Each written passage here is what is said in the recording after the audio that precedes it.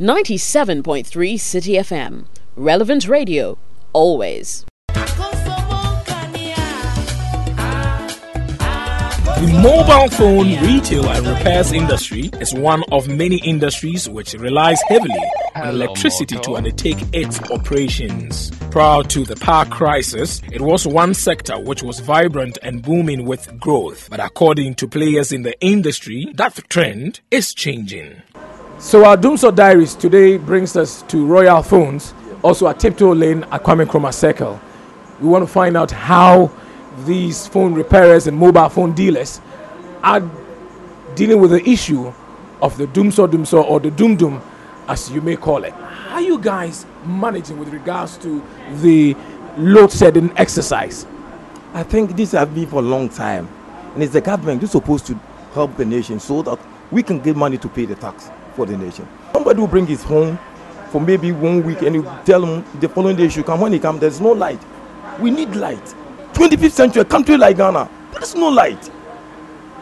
It's a very stigma to the nation. I'm not afraid to tell the nation. It's very stigma. How can something be so good, be so bad these days that 25th century, we use money to do things which is not. We're supposed to tackle the light first so that we can do things better. Light is power.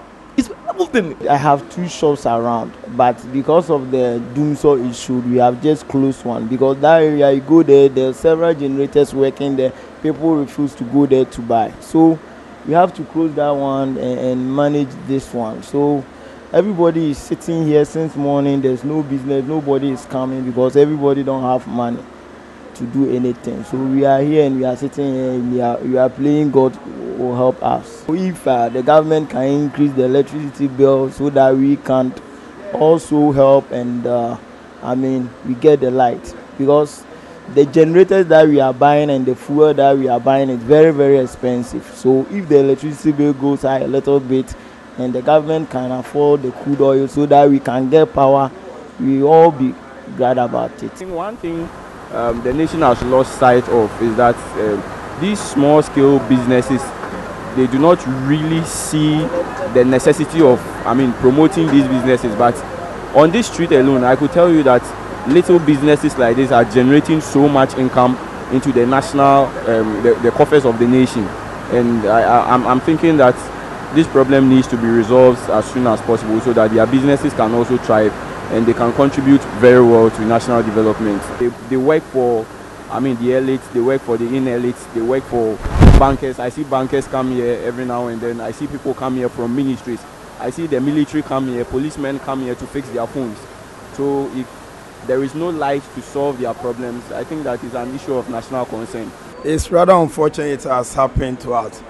In fact, it has given a lot of problems. For instance, you have to spend a lot of money to buy fuel before it can take you for the day. Looking the generator that I'm using, I have to pay over 100 cedis every day. There's a signal. That is when it continues like this. When it continues like this, if I spend maybe 10,000 cedis monthly as our expenditure, now it has to move up to 13,000.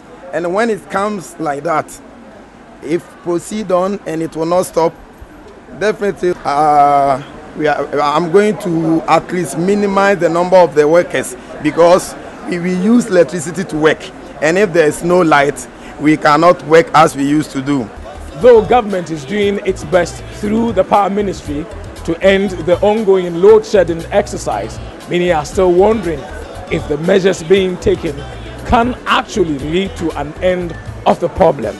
Standing at erratic phones at Tiptoe Lane, this has been Northern Akwa Hayford for Citi Business News Dumsor Diaries. 97.3 Citi FM.